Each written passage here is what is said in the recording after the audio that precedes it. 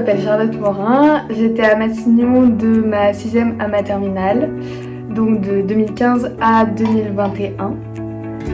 En première, j'avais les spécialités maths physique et SVT et j'ai laissé tomber les maths pour faire l'option maths complémentaires en terminale.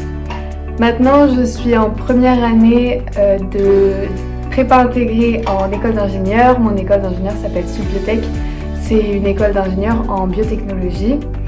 J'ai la chance d'avoir été acceptée en cycle anglophone, donc moi tous mes cours sont en anglais et la majorité de nos cours ça va être de la biologie, de la biochimie, de la chimie, de la physique, des maths, de l'info et après on a forcément des matières qui sont un peu moins importantes, ça va être l'anglais, les sciences humaines, l'économie, etc. Pour accéder à l'école, j'ai fait mon dossier sur Parcoursup. Et mon dossier a été retenu pour passer des oraux. J'ai passé un oral de maths et un oral de motivation. Souvent c'est des oraux qui se passent bien. Moi personnellement j'ai été mise très à l'aise par le jury et mes oraux sont très bien passés.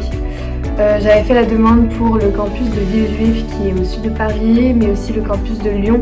Et finalement j'ai décidé d'aller au campus de Villejuif parce que c'est celui qui me proposait de faire ma prépa en anglais.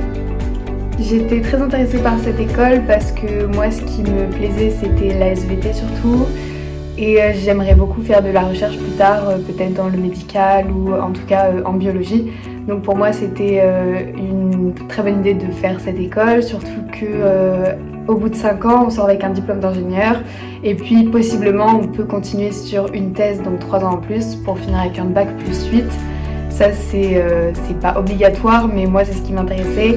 Et par rapport à la fac, je préférais faire une école d'ingénieur parce que déjà le diplôme est différent et j'avais besoin de me retrouver en fait dans quelque chose qui est un peu plus encadré que l'université.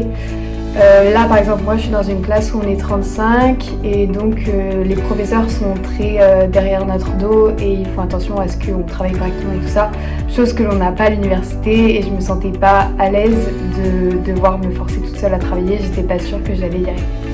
Par rapport à l'emploi du temps, on a des journées assez chargées, on fait la plupart du temps du 9h-18h avec des cours qui durent chacun 2 heures. Après on a les lundis, on a la journée qui est banalisée, l'après-midi on a des DST, des devoirs surveillés donc comme au lycée et des QCM. Et donc on a ce contrôle continu, on a 2 fois des partiels dans l'année, une première fois à la fin du premier semestre et puis à la fin du deuxième semestre. Massignon m'a assez bien préparée pour cette prépa.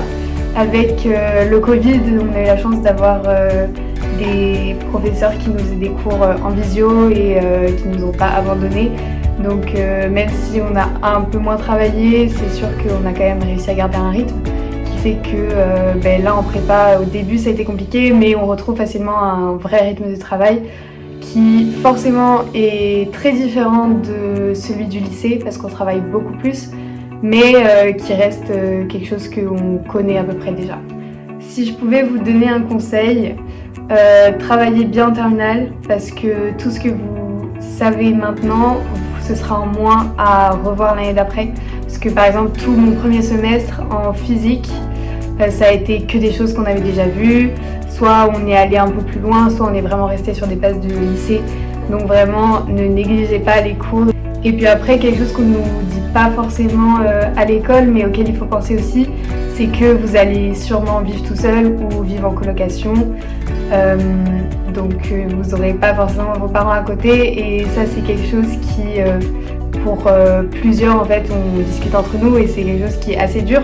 Donc soyez prêts à avoir un changement de méthode peut-être pour travailler mais aussi s'adapter à une nouvelle vie.